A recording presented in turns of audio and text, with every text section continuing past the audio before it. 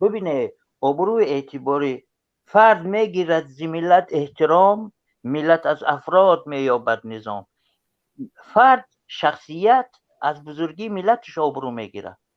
وقتی که ملت آبرو نداره، وقتی که نسبت ملت به آبروگی میشه و ببینه فرض کردیم تبریکاتی وابسته به عید رمضان یا عید قربانی پرزیدنت توسط یک فرض کردیم ژورنالیست خوانده میشه و این به احترامی نسبت همون ملت نیست. روز یکم شهید باید که چیکار میکردن؟ اعلان روز ماتم میکردن و همه شهیدها باید که با نام گرفته میشدن و حتما پرزیدنت شخصا میبرومد چیکار میکرد؟ تعزیه بیان میکرد و سروزیرش هم و همه ژورنالیست ها و دیگه. این تحقیر نسبتی، من شخصا فکر میکنم که تحقیر نسبتی همین ملت تاجیک است و من از همین جا یک پیشنهاد دارم که همه شخصایی که در همین جنگ فاروق شهید شدن به اونا قهرمان خلق تاجیک داده شود. بله خوب شد صدا بفرمایید. شما سوال داده که توهین نسبت امام علی رحمان قصدن است یا سهوا؟ بله بله درست است. هیچ ممکن نیست که دولت مثل روسیه با این ترقیاتی فرض کردیم وسایل اخباری عمومش در فرض کردیم نسبت یک رئیس جمهور یک دولت سهو کرده باشه. من گمان میکنم که این قصدن است. فکر میکنی کی پشتش ایستاده است؟ ببینه همه وقت همه دولت ها عموما همین لیبرال های دنیا همه وقت کوشش میکنن که آبروی خودشون در فرض کردیم توهین دیگر و پس زدن دیگر ملت ها نشان بدن و همین خاطر و این سبب اساسیش هم اینا نیستن. در طول 30 سال من برای شما یک مثال میارم. در طول 30 سال ببینید که تمامی فرض کنیم اخباراتی که وسایل اخباری عمومی روسیه از تاجیکستان درج میکردن، حتما در همون اخبارا اهمیت بده یک صحنه هایی که برای پس زدن ملت تاجیک است در اونجا هست. حتما یک خر پیدا میشه در اون آخری برنامهشون یا یک شخصیتی با لباسی ژنده را پیدا میکنن، اونا حتما نوار میگیرن که ببینه که ایمیج تاجیکا همین است. اونا دیده و دانسته در طول 30 سال وسایل اخباری عمومی که روسیه از تاجیکستان خبر درج کرده است، اگر شما بکاوه حتما پیدا میکنه که در همه اخبارشون یک تحقیر نسبت خلق تاجیک وجود دارد. این قصدن است. صدای مرا داری برادر؟ بله بله برادر، بله فهمیدم گپ شما. سببش چی است؟ سبب فرض کردیم به حکمتی دولتداری است، نتونستنی فرض کردیم برداشتن آبرو اعتباری می.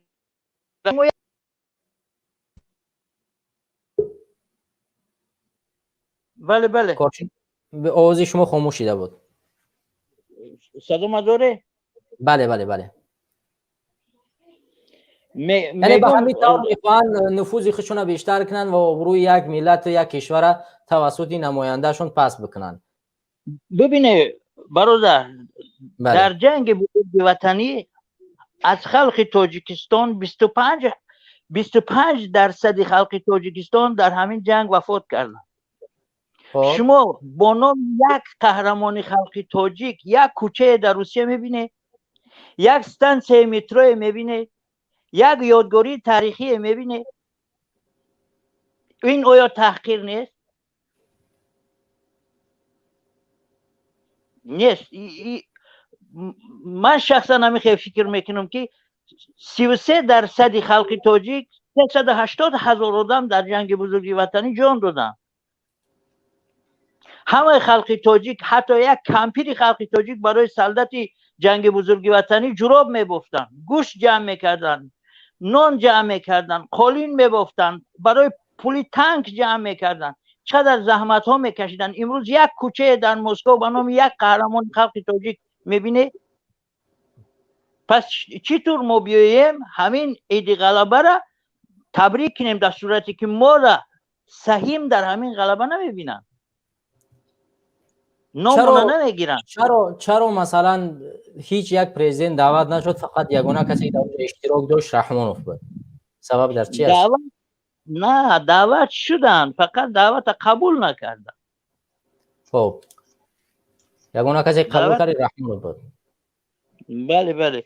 ما همین خیلی فکر میکنم که ایمیج آبرو و اعتباری تاجیکستان از داخل پس چیدگی است.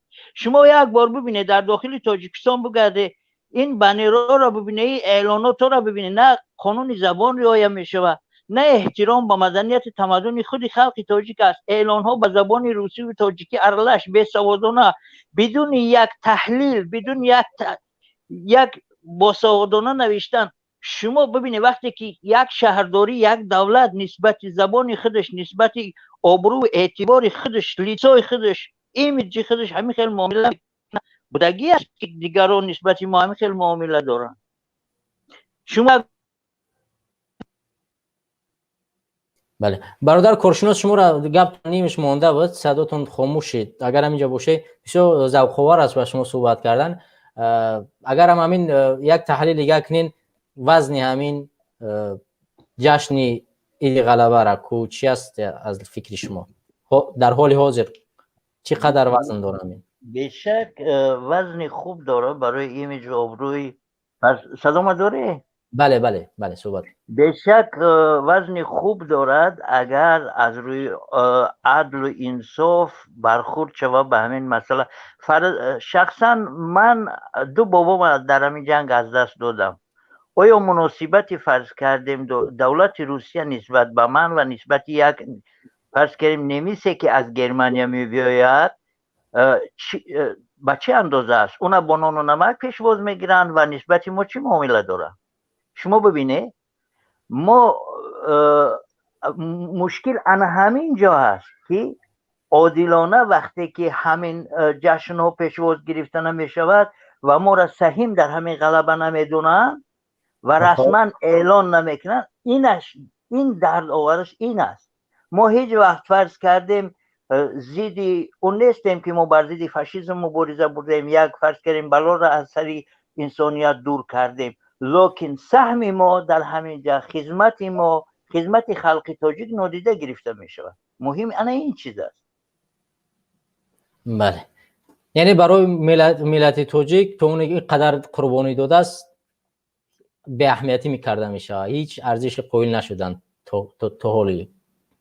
بله خیلی یک مثال بیارم. ما فرض کردیم سال 1941 دیویزیه که مسکو را از داخل شدن فاشیستا حمایت کرد دیویزیه تاجیکستان بود. شما میدونی امیرا؟ نه با خبر نبودم از این.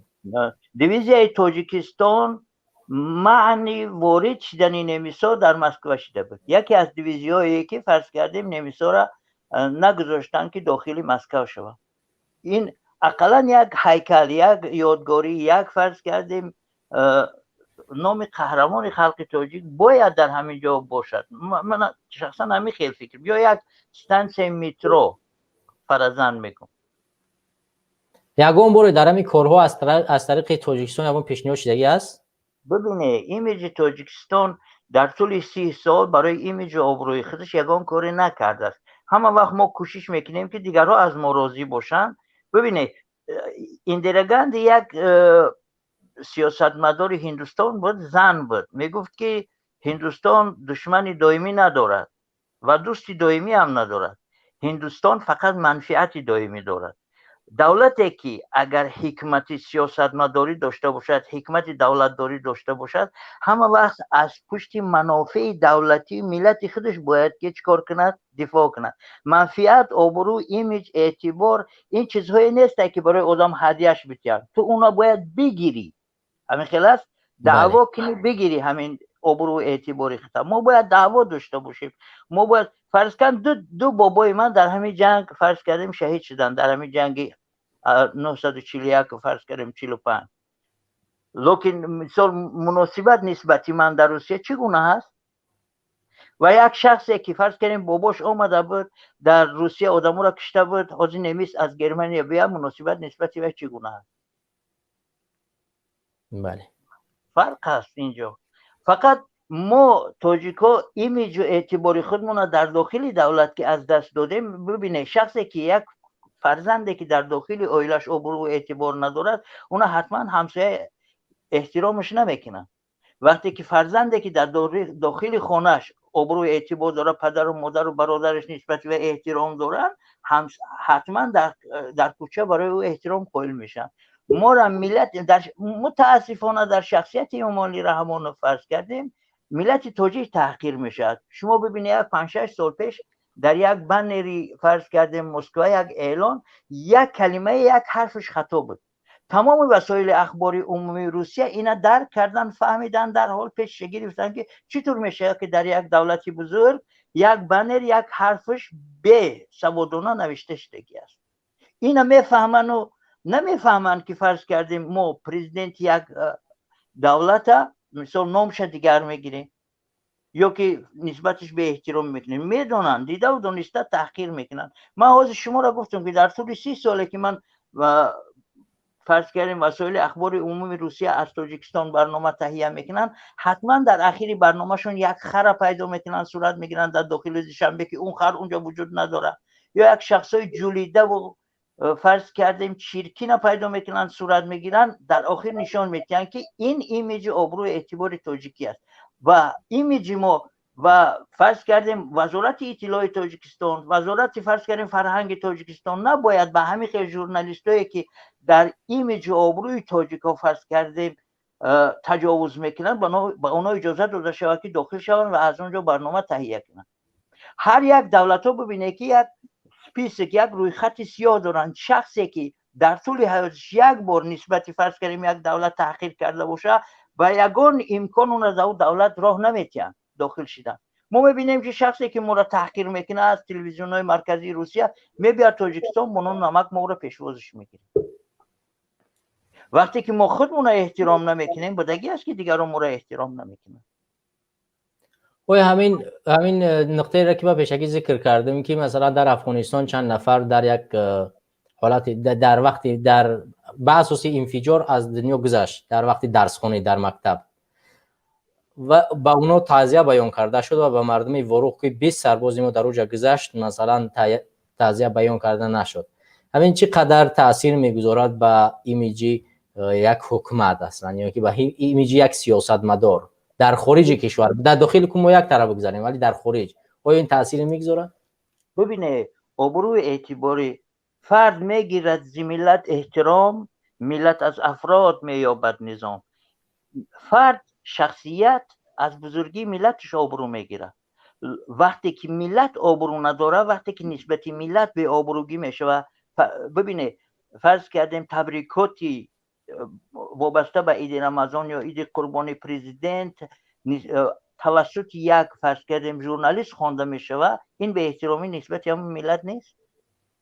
وقتی که من یک کتاب خواندم که در شهر کوفه یک کوپرک ویران میشه و گوسفند یک آدم پاش میشکنه در زمان حضرت عمر میگه که من در روز قیامت در نزد خداوند جوابگو هستم که من فرض کردیم خلیفه مسلمان هستم و یک کوپرک ساز نکردم و گوسفند یک نفر پاش شکست، من در نزد خداوند جوابگو هستم. شخصی که فرض کرده مسئولیتی 10 میلیون آدم بالاش هست، فرزند یک آدم، شما تصور کنید که یک کودک تا 18 سالگی و 20 سالگی را کلان کردن این بازی است، اون بیمار میشه و چقدر جان ما در فرض کردیم جنبش میدوره. حتما این تحقیر نسبت ملت تاجیک است. روزی یکم شهید باید که چیکار میکردن؟ اعلان روز ماتم میکردن و همه شهیدها باید که با نام گرفته میشدن و حتما پرزیدنت شخصا میبرامد چیکار میکرد؟ تعزیه بیان میکرد و سروزیرش هم و همه ژورنالیست‌ها و دیگه. این تحقیر نسبتی، من شخصا فکر میکنم که تحقیر نسبتی همین ملت تاجیک است و من از همین جا یک پیشنهاد دارم که همه شخصایی که در همین جنگ فاروق شهید شدن به اونا قهرمان خلق تاجیک داده شود. آینده حکومتی نوی که سر قدرت میبیاد حتما کاری که یکم میکنه به همه کشته شدگانی که از مرز و بوم تاجیکان حمایت کردن به اونها قهرمان خلق تاجیک داده شود. ما به بودن آنها افتخار داریم، ما از نام آنها در آینده افتخار میکنیم و فرزندای ما در ان همین عمل اینها، در ان طرز رفتار اینها تربیت خواهند یافت. شجاعت از اینو باید آموخت. بله من پیشتر در برنامه گذشته گفته بودم که باید به این کسایی که در لای مرز هستند مدال شجاعت داده بشود تا اینه که دیگر رو عبرت بگیرن. نه تنها مدال شجاعت، اینا قهرمان خلق تاجیک هستند. بله. و اینا قهرمان دادن در کار. ما در ان همین حیات اینها و در طرز زندگی اینها، در شجاعت اینها باید فرزندها آینده قهرمان ها و دافعان ملت تاجیک چیکار کنیم؟ تربیت کنیم. بله. در اینجا گفته است که نگاه کنین که اولو کم اکرام کلام کنم. نگاه کنین تطبیق عملهای قرارهای در این جاده قبلا قبول شده تاکید کرده. اشاره پرزیدنت امامعلی رحمانو به قرارهای قبلا قبول شده به وعده های مسکر در مورد به اسلحه و مهمات جنگی تامین کردن ارتش تاجیکستان و نیروهای مرزبانی کشور است که هنوز به پورگی اجرا نشده است. یعنی قبلا قانون قبول شده است که باید حکومت روسیه به تاجیکستان چیزای نظامی مثلا چی کنه، تا حال همون شرطنامه‌ای که بین اینو مثلا نوشته شده است اجرا نشده است پورگی. آیا فکر میکنید این به چی اشاره میکند؟ برای همین آمادگی جنگی قرقیزستان و افغانستان، یا اینکه اینجا فکری دیگری است که ما از این خبر نداریم؟ از دیدگاه خود چی چیز اینجا پنهان است پشت همین درخواست ها؟ ببینید همه وقت دولت های دوم درجه باید که دستنگر باشن. همین خیلی است. بله. با وعدای پوچ خالی ما را همه وقت کیسه همون با چهارمغزای پوچ پر میکنن. در طول 30 سال تمامی فرض کردیم قراردادهایی که بین دولت روسیه و تاجیکستان انجام گرفتن کدامیش به گویم که حد عمل درآمد؟ شما مثال داده میتونید؟ نه نیست. به همین خاطر اینجا این ریتاریسکی واپروس است، یکی به زبان روسی سوالی که جواب نمیخواهد. یعنی شما فکر میکنید که این اجرا نمیشود؟ نه، اجرا میشه در حدی منافع فرض کردیم دولت روسیه که حتما باید که در کدام اندازه ما باید که حتما دستنگر باشیم، حتما احتیاج داشته باشیم. بله. دستنگر کاری را مستقلانه انجام داده نتونیم. یعنی فکر میکنی روسیه در مرز قرقیزستان تاجیکستان یگان چی دارد؟ زیرا بعد از سفر امامعلی رحمانوف رئیس فدراسیون روسیه ولادیمیر پوتین به جابوروف زنگ زد، به اون صحبت کرد، صدر جابوروف صحبت تلفنی داشتن و او را دعوت کرد به مسکو. فکر میکنید پشت این چی ایستاده است و چرا این دعوت صورت گرفت؟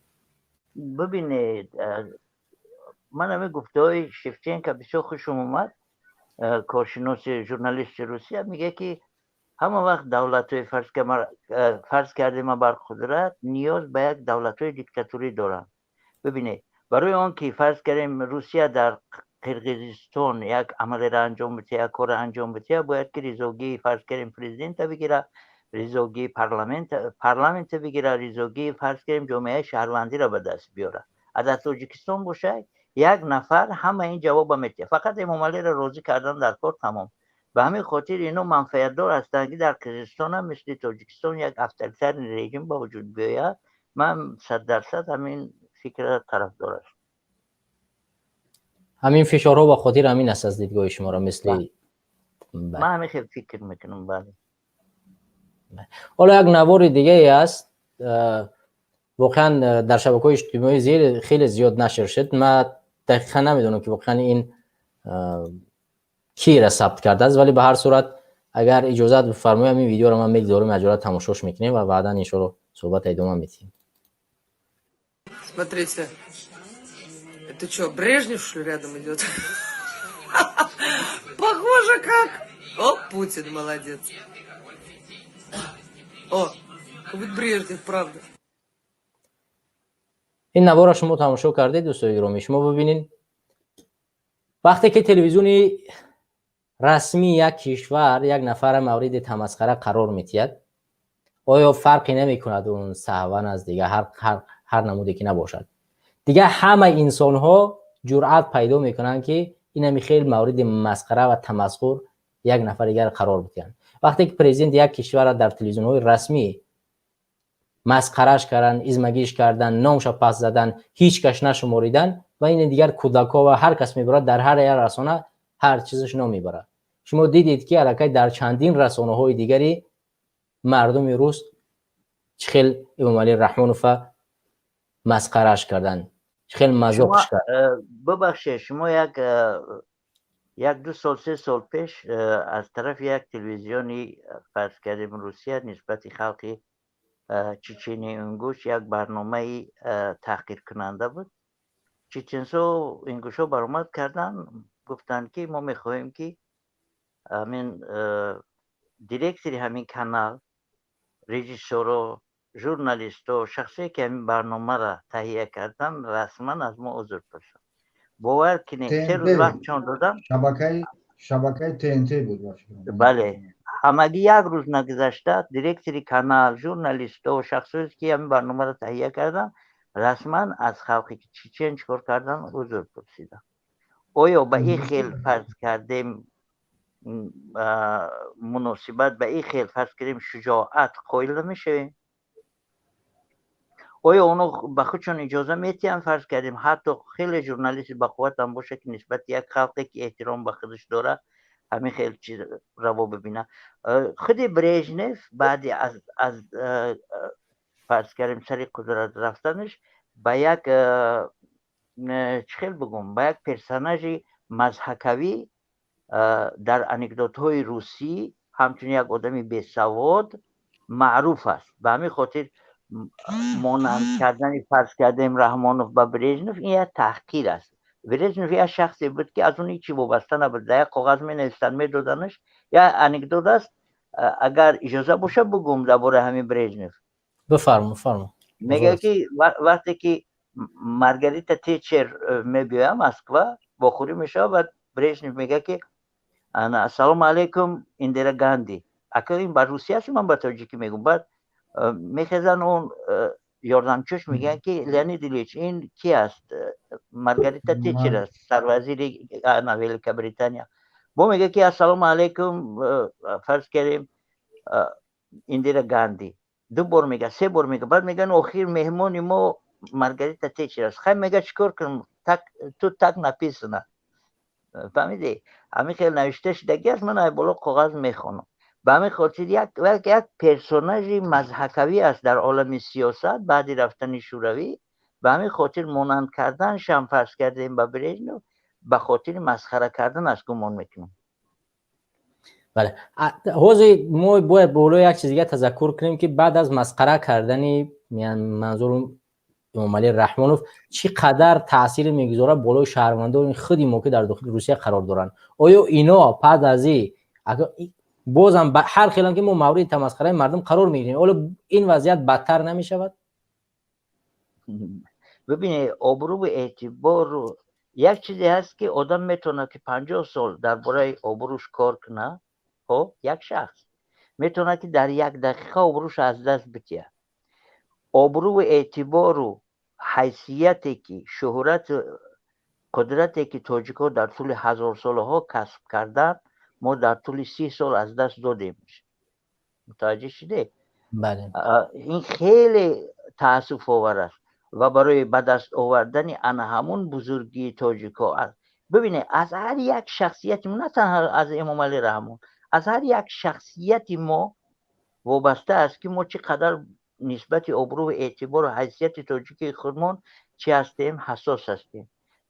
من میبخشه یک بچه خیلی زیبای خوشرو یک ویدیو کرده بود، من دیدم 2 خر گذاشته است در 2 طرفشو برای همونا کلیپ سینمات کرده است. میگه در این پرت 6 تا در این پر من 6 تا با همینا در مثال یوتیوب پهن کردن. ببینید هر یک شخص وقتی که در عائله هست باید آبروی اعتبار عائله‌اش حفظ کنه. وقتی که از خانه‌اش برآمد آبروی اعتباری همون کوچه در گردن اون است. وقتی که از قشلاق ریان رفت آبروی اعتباری قشلاق بالای اون است. وقتی که از ریانش مرکزش ریسپوبلیکا رفت، دولت رفت، آبروی اعتباری همون ولایتش در گردن وی است. وقتی که از دولت بیرون رفت آبروی اعتباری تمام خلق تاجیک در گردن وی است. ما در همه جا باید مسئولیت حس کنیم که هر یک عمل، هر یک رفتار، هر یک فکری که ما میکنیم. اینا ببینه یک مثال عادی در این استریم های آزاد شما بچه‌های میآیند به زبان روسی برآمد میکنن که تماما دو کلمه را به زبان روسی گفتن نمیتونن. از اونها خواهش میشه که شما که زبان روسی را نمیدونید، خواهش میکنم از شما با زبان مادریتان برآمد کنید. یا که اگر یگان فرض کردیم گپ گفتنی داره، یک شخصی را که زبان روسی را میدونه بگه برای شما یک تکست، یک برنامه مهیا کنه، شما از روی کاغذ بخونید، یگان جای عیبش نیست. لکن بی سوادانه گپ زدن این جای عیبش است. این ایمیج تاجیکی ما را پست میکنن. کدومی که از خودت باوری نداری به زبان روسی گفته نمیتونی، بود دابر گفتی روسا به زبان مادریت گپ زن. یا که بگو یک شخصی را که یک تکست خوب برای تو آماده کنه، مهیا کنه و از روی کاغذ بخون.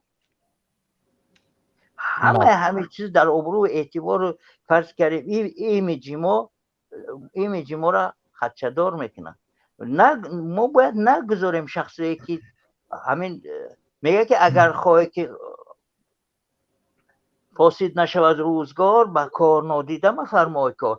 یک شخصی یک کار نمیتونه، اگر تو همون کار در دستی او دادی، او زندگی فساد میشه، زندگی هلاک میشه، نیست نابود میشه. و همین یک برادرای شمالی هم مقال دارن میگه گنجش ککی کشد قصاب. خب همین گنجش خودش چند قدر گوشت داره، لکن همین گنجش کم باید که ما به قصاب باور کنیم بتیم که بکشش. در عمل های سیاسی در فرض کردیم برنامه سیاسی در باره سیاست شخصی باید برآمد کنن که از سیاست بوی بردن، حداقل کتاب خواندن، حداقل میدونن که فرض کردیم در دنیا چند دولت وجود داره، چند منطقه است، چند فرض کردیم ماتریک است، کدام دولت با کدام سیستم فرض کردیم دولت داری اداره میشه. حداقلش باید بدونن، حداقل باید بدونن که ما چند همسرحد داریم. بله. برای همین قدر از همه بلاگرهای تاجیک خواهش می شود که به زبان مادری خودشان صحبت. این بعد یک خواهش دیگه از شما داشتم که بلاگرهای روس، ژورنالیستای خوب، سیاستمدارای خوب، شخصیت‌های عادلی که نسبتی قضیه عزت امان، نسبتی فرض کردیم با واقعهای واروخ برآمد کردن و عادلانه گپ زدن، از اونا یک تشکری بکنه، در برنامه هاشون اعضا شوه، یک فرض کردیم دو کلمه مثال بنویسه که ما از شما خوشنود هستیم، تشکر کنه برای اونا، طرفدارای ما زیاد میشن. فرض کردیم رسلان قربانوف و شفچنکو و مثال کاستالون اوزبکسکی و کوچ تیوی و دیگه شخصایی که مثال از روی انصاف نسبت همین برنامه کار کردن، ما از اونا باید تشکری کنیم، حتما رسما برآمد کنیم و بچه ها را دعوت کنیم که در همین کانال ها اینا اعضا شوند و کامنت بنویسن و از اونا تشکری کنن و این هم خیلی ایمیج تاجیکی ما را بالا میبرد. تشکر. من حتما فکر میکنم که بچه ها پیشنهاد شما را شنیدن، مسئولین هم حتما فکر شما را میشنون، پیشنهاد شما را شنیدن و من از اینجا از تمام دوستانی که روسیشون، زبان روسیشون خوب است و میتوانند فکرشون آزاد بنویسند و بدون اشتباه، از کسانی که میتوانند آن را بیان کنند، در تحت تمام نظریات کسایی که برای مردم تاجیک ذره خدمت منصفانه کردن، حتی هم گپ رو که زدن، بدروین در نظریات بنویسین و حتما مسئولین حرکت هم انشالله که یک بیانیه خواهند نوشت در ارتباط همین پیشنهادی که این برادر کارشناس کردن. برادر کارشناس اگر دیگه آخر سخن یگان چه گفتنی باشین، بچه‌ها را خیلی صحبت‌ها خیلی جالب بود، قطعی خیلی زیادتر تقریبا یک ساعت قطعی خیلی اینجا صحبت کردیم، چون واقعا قطعی خیلی جالب دیگه. اگر اجازه باشه دیگه رو وقتا را تیم با بچه‌ها صحبت کنن. یعنی آخر سخنم همین میشه. دو مصرع از محمد اقبال میگم که قدسیان را صبح عید آن ساعت که شود بیدار چشم ملت. با آرزو امید بیداری ملت سربلندی از دست رفته ملت تاجیک با شما خداحافظی میکنم. خداحافظ، برای کار. خداحافظ و خدا نگهدار. تشکر از حضورتون و امیدوارم که در برنامه بعدی حتما اشتراک میکنید و با هم صحبت بکنیم. سلام علیکم و خدا نگهدار.